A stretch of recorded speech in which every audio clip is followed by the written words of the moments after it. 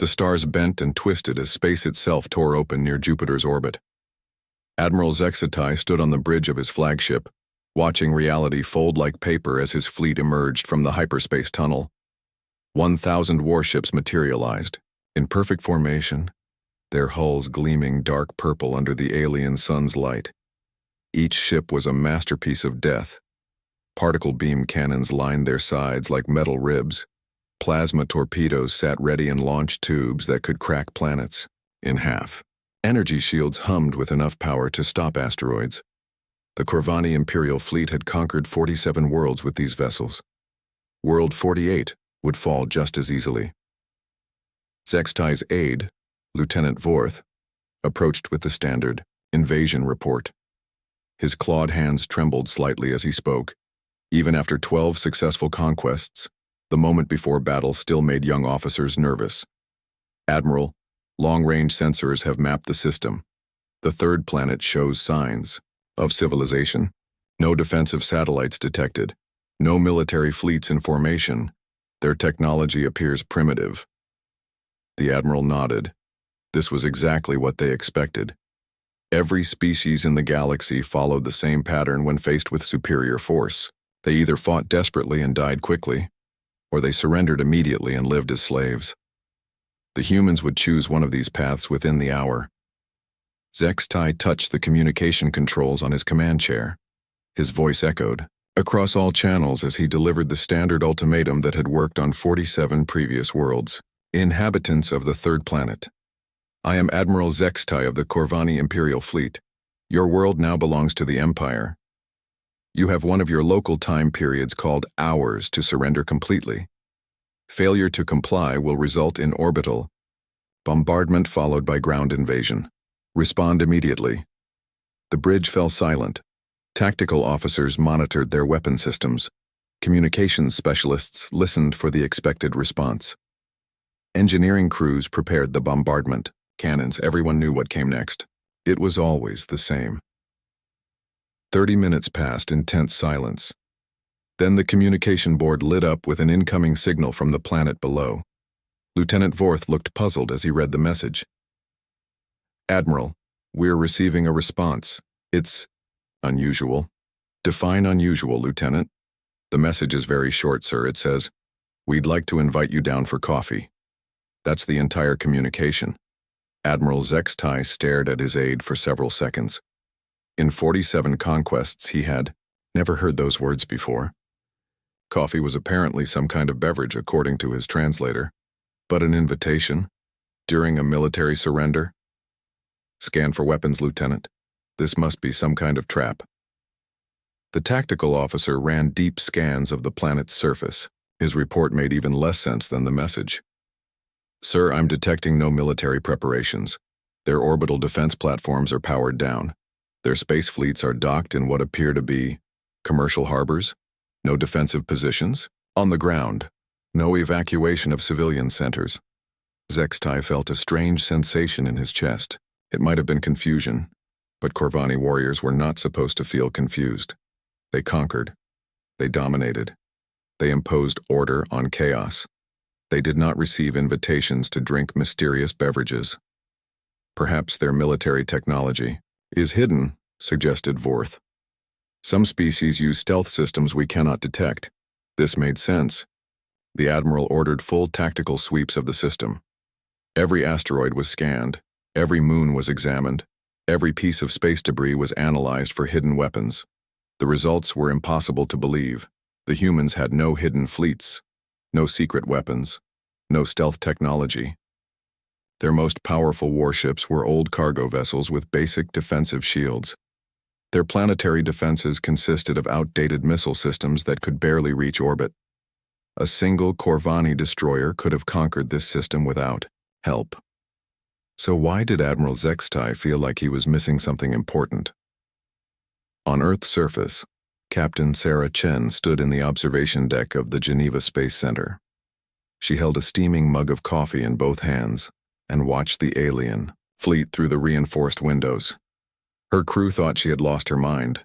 Captain, said her communications officer, shouldn't we at least power up the defense platforms? Those ships could destroy the entire planet. Sarah took a slow sip of her coffee and smiled. They could, but they won't.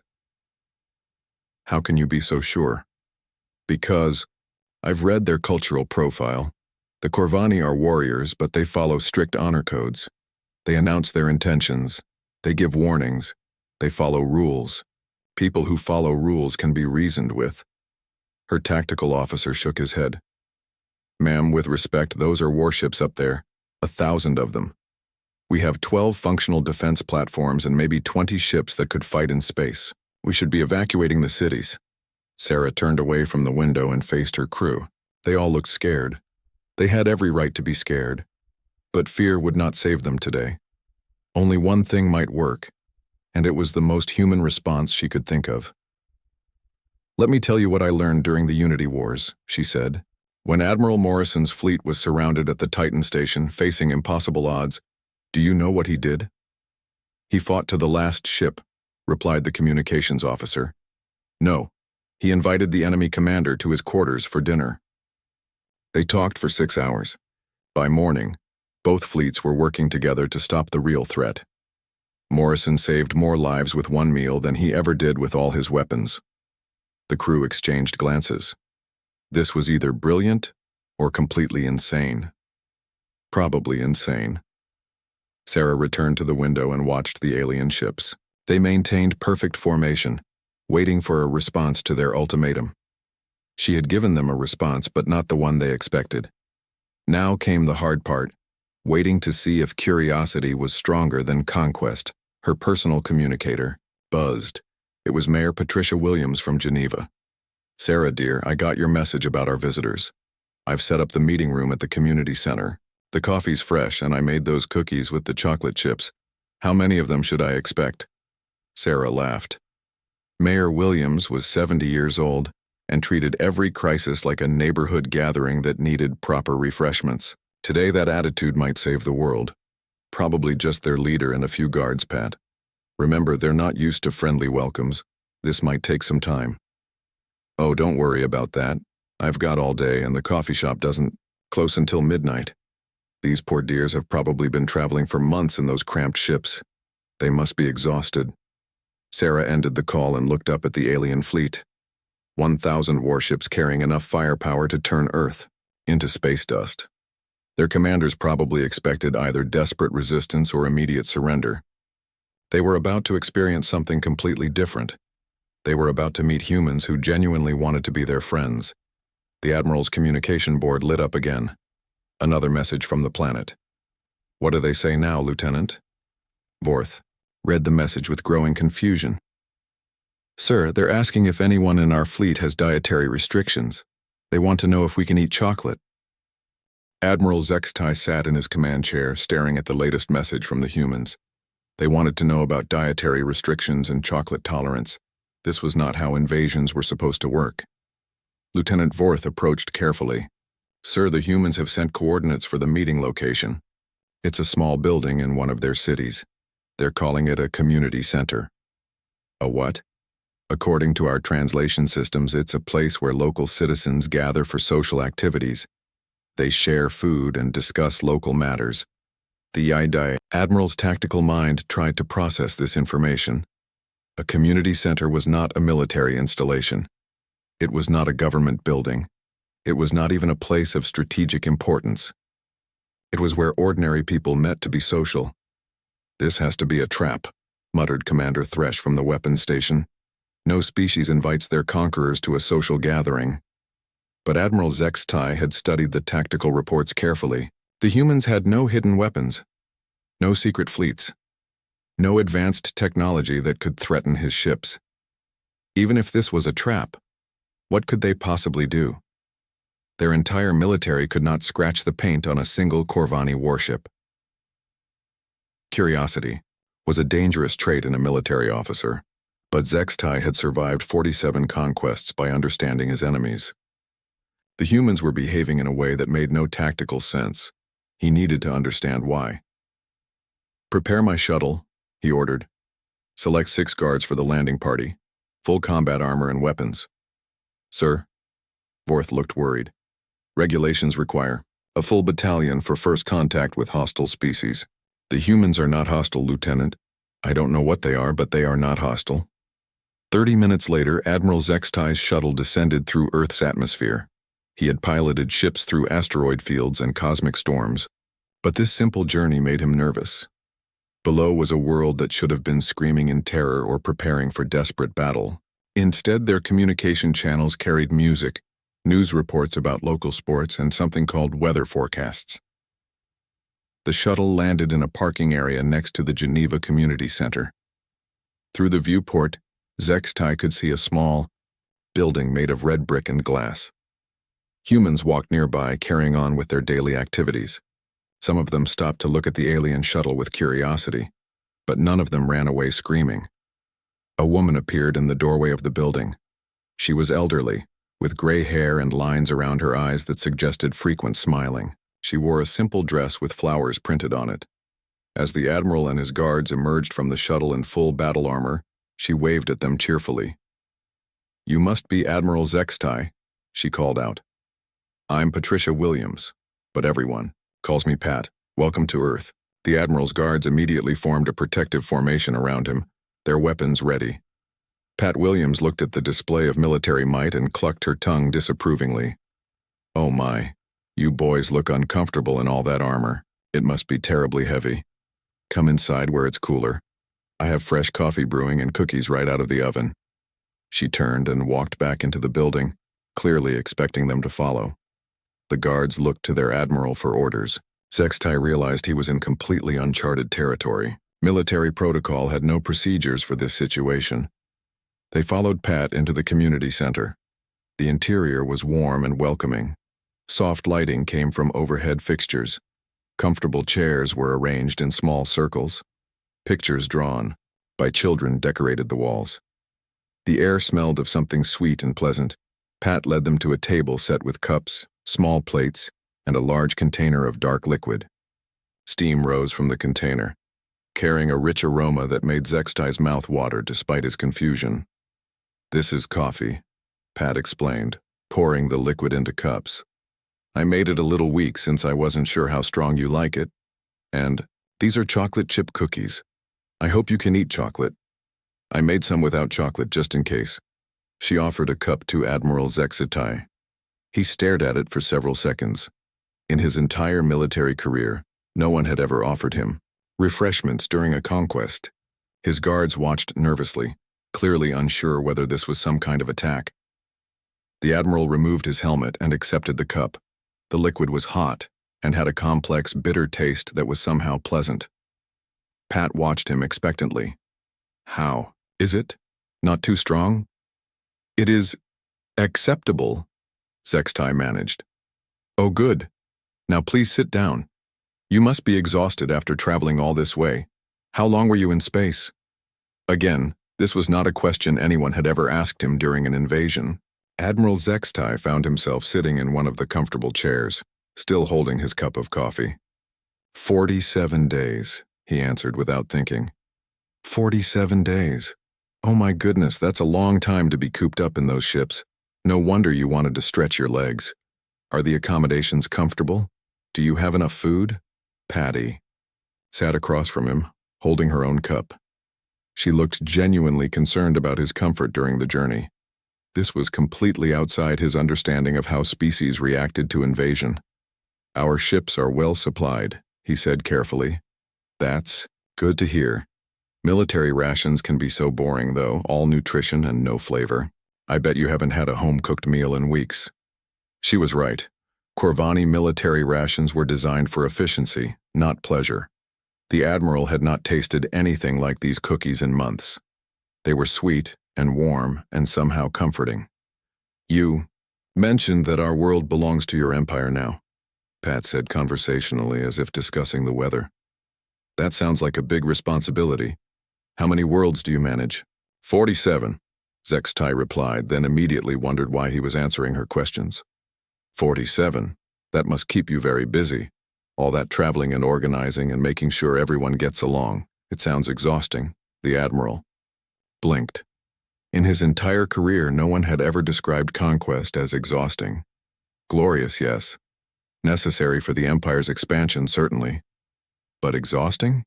You must be so tired of fighting all the time, Pat continued sympathetically. For the first time since the academy, Admiral Zextai did not have an immediate response. He was tired. The constant warfare, the endless travel, the pressure of command, the responsibility for thousands of lives. When had he last had a conversation that was not about tactics or casualties or strategic objectives? He started, then stopped. What was he supposed to say?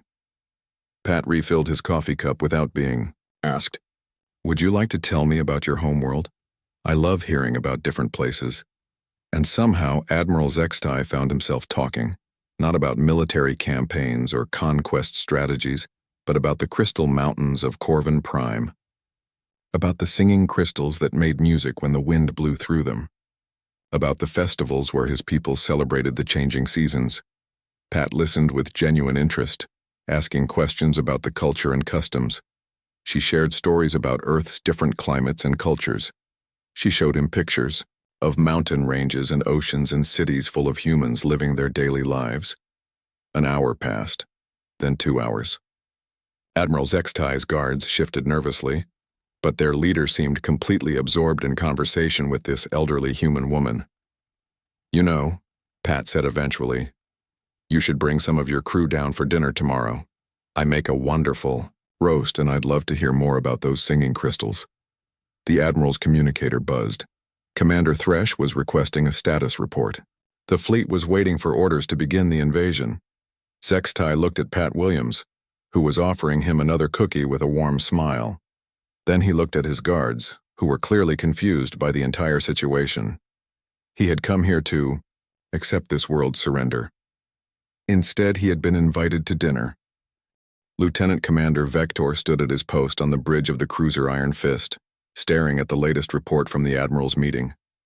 3 hours had passed since the landing party touched down. 3 hours with no word about surrender terms, orbital bombardment, or invasion plans. Instead, the last communication mentioned something about dinner tomorrow. Sir, said his communications officer, we're receiving a transmission from the planet's surface. It's not from the Admiral. Put it through. A human voice came over. The speakers. Male, middle-aged, speaking with a casual tone that made Vector's military training itch. Hello up there. This is Dave Martinez from the Geneva Engineering Guild. We notice some of your ships are making a rattling noise in the third engine section. That can't be comfortable for the crew. Would you like us to take a look? We're pretty good with mechanical problems. Vector stared at the communication panel. A conquered species was offering to repair their conqueror's ships. This was not in any training manual. Negative, he replied. Our engineering crews are fully capable of maintaining our vessels. Oh, sure, I'm not saying they're not. It's just that rattling sound usually means a loose coupling in the plasma flow regulator. It's an easy fix, but it can cause problems if you ignore it. We've got the tools and some free time. No charge, of course. No charge. They wanted to help. For free. Vector looked around the bridge at his confused crew. The rattling in Engine 3 had been bothering them for weeks, but their repair parts were limited during a long campaign. How did you detect engine problems from the planet's surface, he asked. Oh, we can hear it from here. Sound carries pretty well in space when you know what to listen for. My grandson actually pointed it out first. He's really good with engines. 8 years old and he can diagnose most problems just by listening. An 8-year-old human child had detected mechanical problems that Corvani engineers were ignoring. Vector felt a strange mixture of embarrassment and curiosity. Across the fleet, similar conversations were happening. The cruiser, Death's Edge, received an offer from a group called Grandmothers Against Hunger, who wanted to bring fresh food to replace their military rations. The destroyer Voidstalker was contacted by a children's choir who wanted to perform welcome songs for the visitors from space. Captain Moordeath of the heavy cruiser, Starcrusher, found himself in the strangest situation yet. A shuttle had approached, his ship carrying what appeared to be combat supplies. When he opened communications, he discovered it was actually a delivery from Tony's Pizza Palace. We heard you guys have been traveling for a long time, said the human pilot, a cheerful woman named Lisa. Thought you might want some real food. We've got pepperoni, cheese, vegetarian options, and we made some with those protein substitutes, in case your species doesn't eat meat. This is a military vessel, Captain Mordeth replied stiffly. We do not accept unauthorized deliveries. Oh, it's not unauthorized. Mayor Williams called and said you were all invited guests now. She gave us the okay to bring dinner to anyone who wanted it. No pressure, though. If you're not hungry, we can always come back later.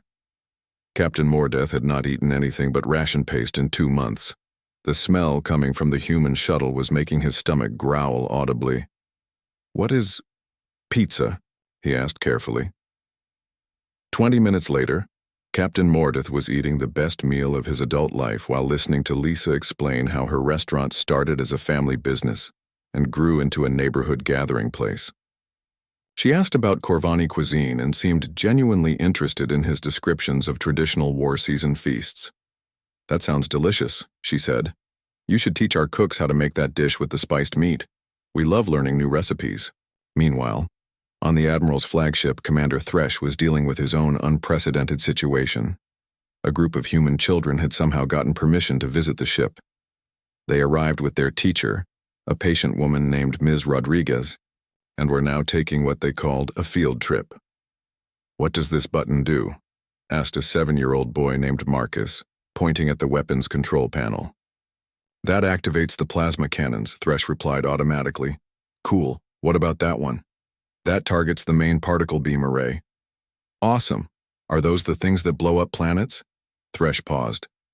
How did he explain orbital bombardment to a child? They are defensive weapons. Oh, like the police have? To protect people? The commander looked at the bright, innocent face staring up at him. Yes, he said finally, to protect people.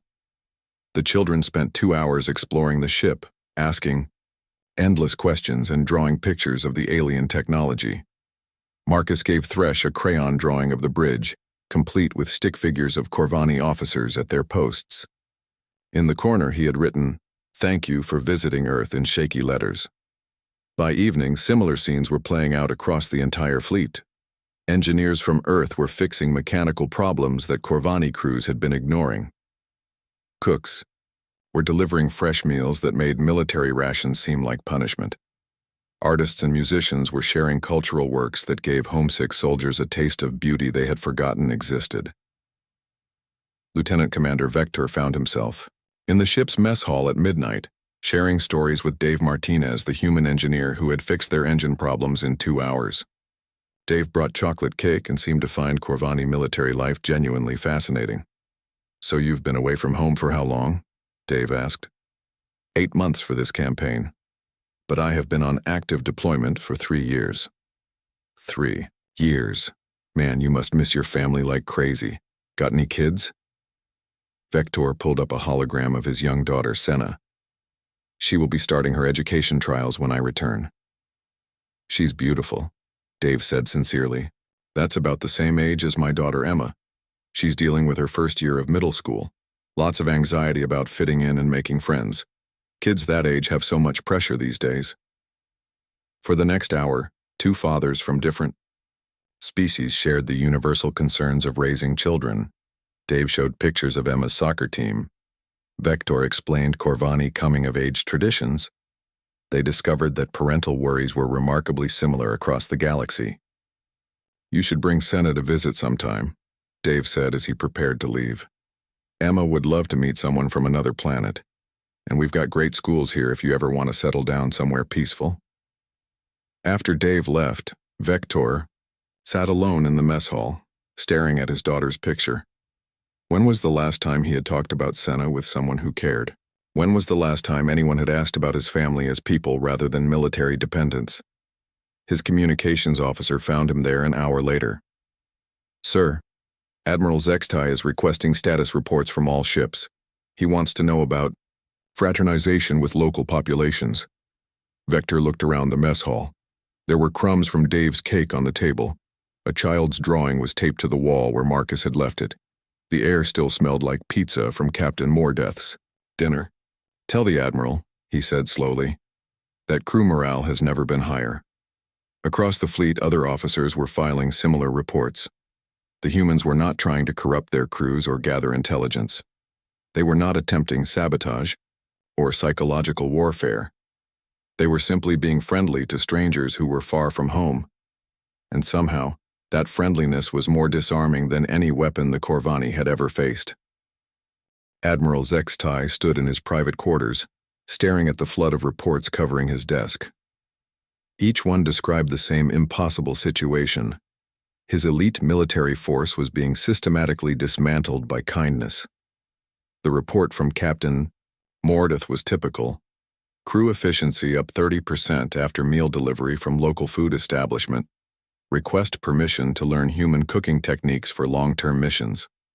Commander Thresh had submitted an even more disturbing report. Human Children's Art Project has improved crew quarters appearance. Morale boost noted across all departments. Several officers have requested information about human family structures. But the report that truly confused Zextai came from Sergeant Kethmar of the 3rd Marine Battalion. A decorated veteran of 8 campaigns, Kethmar had never filed anything but standard military communications. Today's report was different. Request: extension of shore leave to attend human cultural ceremony.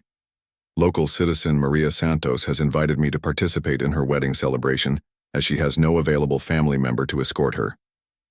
As a warrior's word is sacred, I cannot refuse this honor. Admiral Zextai read the report 3 times. His most experienced ground combat specialist wanted to attend a wedding, not to gather intelligence, not to establish strategic connections, because a human woman had asked him to help her, and Corvani honor required him to keep his word. A soft chime indicated an incoming communication. The Admiral expected another status report from his confused officers. Instead, the call was from his 8-year-old granddaughter on Corvin Prime. "Grandfather, I saw the news reports about your mission. Are you really talking to aliens?" Zextai activated the hologram projector. Little Vara appeared in his quarters, her purple eyes bright with excitement.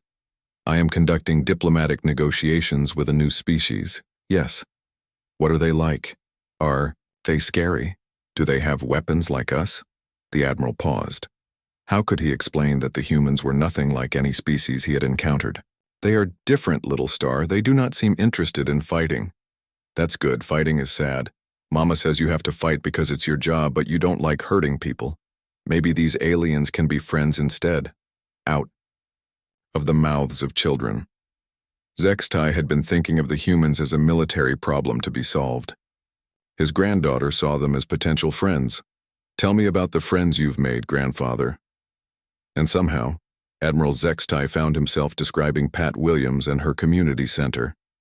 He told Vara about coffee and chocolate chip cookies.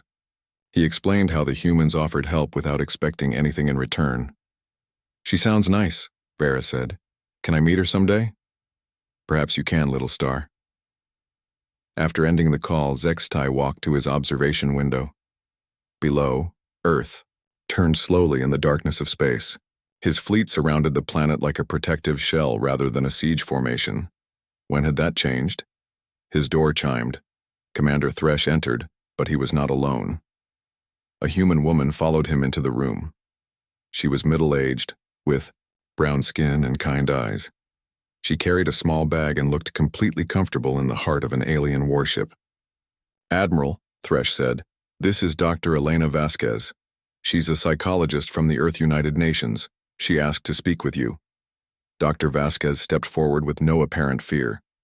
"Admiral Zextai, thank you for agreeing to see me. I know this situation must be very confusing for you and your people." "You wish to discuss surrender terms?" the Admiral asked. "Actually, I wanted to talk about culture shock. Your crews have been in space for months following strict military protocols. Suddenly, they're surrounded by civilians who treat them like welcomed guests instead of conquerors. That's got to be psychologically jarring." She was right, but Zextai was not about to admit weakness to a potential enemy. Corvani warriors are trained to adapt to any situation. Of course they are. But adaptation takes time, and you're all doing remarkably well. I've been talking to some of your officers. They're homesick, tired of fighting, and genuinely touched by the welcome they've received here.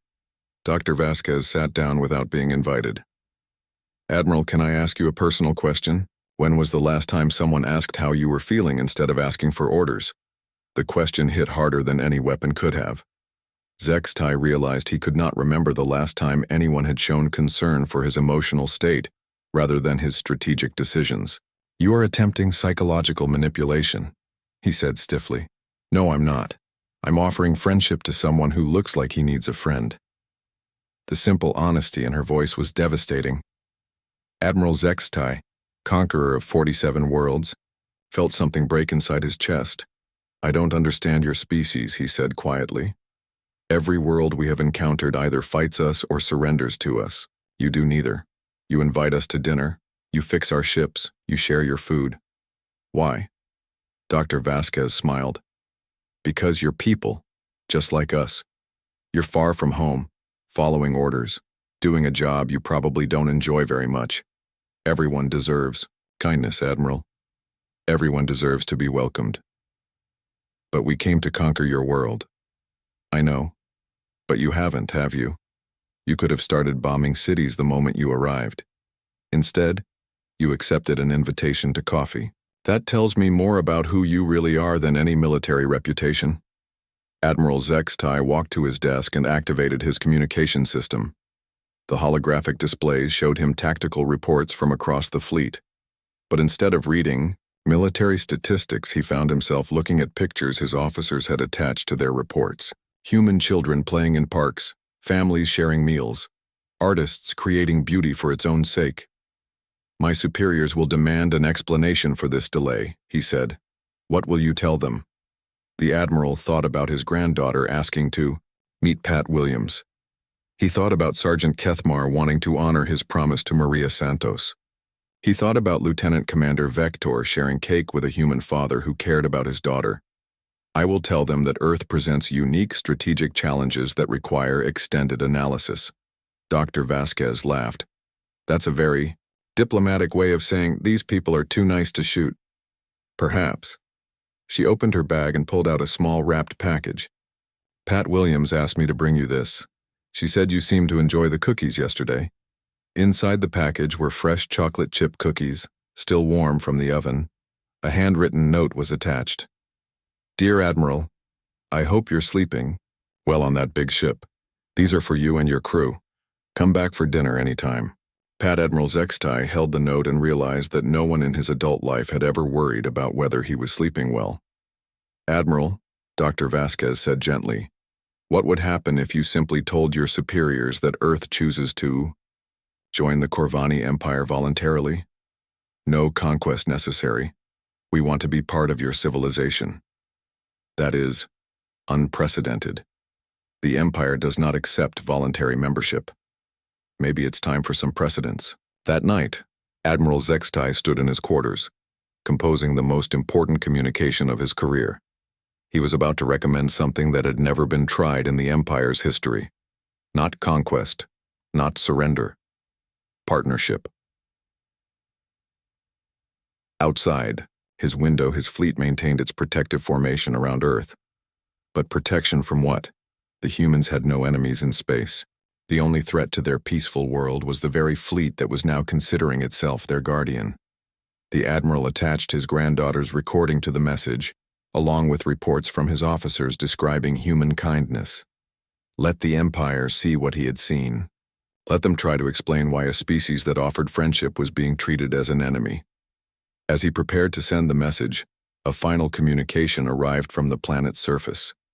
It was from Pat Williams, inviting the entire command staff to Sunday dinner at her house. She wanted to meet everyone and hear about their families back home. Admiral Zextai looked at the invitation and made his decision. He would accept, on behalf of his entire fleet. And then he would send his report to the Empire, recommending that Earth be granted immediate protectorate status under Corvani protection. After all, some things in the universe were too precious to conquer. 6 months later, Admiral Zextai stood before the full assembly of the Corvani Empire. The massive chamber held representatives from 47 conquered worlds, all waiting to hear his explanation for the unprecedented situation developing around Earth. Supreme Commander Veltar, the Empire's highest military authority, reviewed the reports with visible confusion. Admiral, your initial mission was simple conquest. Instead, you have established what you call a mutual protection agreement with the humans. Explain. Zextai activated his presentation display. Images filled the chamber. Corvani officers sharing meals with human families. Alien engineers working alongside Earth technicians. Children from both species playing together in space station recreation areas. Honored Assembly, I present evidence that traditional conquest methods are ineffective against the human species. They possess a weapon more powerful than any technology we have encountered. What weapon? Demanded Commander Veltar. Friendship, sir. The chamber erupted in confused murmurs. Several representatives stood to voice objections. The Admiral raised his hand for silence. Allow me to demonstrate. Commander Thresh, please join me. Commander Thresh walked to the front of the chamber. In his hands, he carried a small object that looked suspiciously like a child's toy. This is a gift from my human friend Marcus, Thresh explained to the assembly. He made it in what humans call art class. He gave it to me because he said I looked sad and needed something to make me smile. The toy was a simple clay figure, painted in bright colors. It depicted a Corvani officer standing next to a human child, both figures smiling. I have kept this on my command console for 4 months, Thresh continued. It reminds me daily that someone somewhere cares about my happiness. No conquered population has ever expressed concern for my emotional well-being. Supreme Commander. Veltar studied the clay figure with obvious bewilderment. You are telling this assembly that a child's art project has compromised your military effectiveness? No, sir. I'm telling you it has enhanced it. My crew operates at 97%. Efficiency, the highest rating in the fleet. Morale is exceptional. Disciplinary problems have disappeared, all because we know that people on Earth consider us friends rather than occupiers. Lieutenant Commander Vector stepped forward next. Sir, if I may add my testimony. He activated a holographic display showing his daughter Senna playing with human children in a Geneva park. My daughter has been visiting Earth for educational exchange. She has learned more about diplomacy and cultural cooperation in 3 months than most officers learn in their entire careers. The image showed Senna teaching human children to speak Corvani, while they taught her to play something called soccer. The pure joy on all their faces was impossible to ignore. These humans have given my child something I never could, Vector continued. They have given her friends who see her as a person first, and an alien second. Admiral Zextai resumed control of the presentation. Honored Assembly, I have received reports from across the galaxy about our new approach to Earth. 3 other species have requested similar arrangements. The Tenthari Republic wants to establish cultural exchange programs. The Zephyrian Collective is asking about peaceful trade agreements. The Aquatic Union has sent ambassadors to learn about what they call the human method. The chamber fell silent. This was the first time in Empire history that other species had approached them seeking friendship rather than fearing conquest. Furthermore, the Admiral continued, Earth's defensive capabilities have increased dramatically under our protection. Human engineers working with our technology have developed new shield systems that are 30% more efficient than our previous models. Their medical knowledge has helped us reduce battlefield casualties by half. Their agricultural techniques could solve food shortages on 12 Empire worlds. Supreme Commander Veltar stood slowly. You are suggesting that cooperation is more beneficial than conquest. I am stating that cooperation with humans has produced better results than conquest of 47 other worlds combined. The chamber erupted again. Representatives shouted questions and objections. Through the chaos, one voice rose above the rest. What does Earth want in return? Admiral Zextai smiled. They want us to be happy, sir. They want our families to visit. They want to learn about our cultures and share their own. They want to help us solve problems and let us help them solve theirs. They want to be our friends. That's all? That's everything, sir. The debate continued for hours. Finally, Supreme Commander Veltar called for order. Admiral, your recommendation? I recommend that Earth be granted full alliance status, not as a conquered world, but as an equal partner. Let other species see that the Corvani Empire can choose friendship over conquest. Let them come to us seeking partnership instead of fearing invasion. The vote was close, but it passed. Earth became the first world in galactic history to join the Corvani Empire through invitation rather than conquest. 1 year later, Admiral Zexty stood in Pat Williams's garden, watching his granddaughter Vera play with human children. They were planning a surprise birthday party for Dave Martinez's daughter Emma.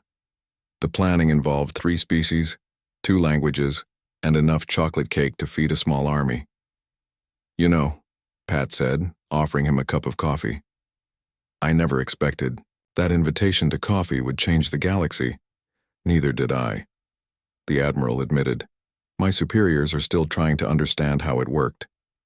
"It's not complicated, dear. You just have to remember that everyone, no matter how scary they look or how big their warships are, is somebody's child, somebody's parent, somebody who gets lonely and tired and wants to be appreciated." Captain Sarah Chen joined them in the garden. She now commanded the Joint Earth-Corvani Defense Fleet, the most powerful peacekeeping force in known space. "Admiral, we're getting reports from the Outer Rim. 3 more species want to meet with the humans who made friends with the Corvani. Should I schedule diplomatic missions?" "Schedule dinner parties," Admiral Zexty corrected. "Diplomacy can come later." Sarah laughed. "Pat, you're going to need a bigger kitchen." "Oh, don't worry about that. The whole neighborhood wants to help cook for aliens. Mrs. Chen has been practicing her Tenthari recipes for weeks." Across the galaxy, the news spread. The Corvani Empire, feared by every civilized species, had been conquered by coffee and cookies. Their warships now carried cultural exchange students instead of invasion forces. Their Marines handed out friendship, bracelets made by human children instead of conquest ultimatums. The humans, for their part, found nothing unusual about any of this. They had done what felt natural. They had welcomed strangers and offered them friendship. They had treated warriors like people and conquerors like guests who might stay for dinner. And in the end, that simple human response had changed everything. Because while you can surrender to superior firepower, you cannot surrender to people who genuinely want to be your friend. You can only join them. Admiral Zexty watched Vara teaching Emma how to sing traditional Corvani lullabies while Emma taught her the words to human nursery rhymes. In a few years, these children would inherit a galaxy where species met with curiosity instead of suspicion, where differences were celebrated instead of conquered. "Thank you," he said quietly to Pat. "For what, dear?" "For saving us from ourselves." Pat Williams smiled and patted his arm. "That's what friends do, Admiral. That's what friends do." Above them, the stars looked down on a universe that had learned something new. Sometimes the most powerful weapon is simply caring about each other. And sometimes the greatest victory is realizing that everyone just wants to belong somewhere, to be welcomed, and to have someone offer them a cup of coffee and ask how their day was going. The humans had faced warships with nothing but a grin, and somehow, impossibly, the grin had won.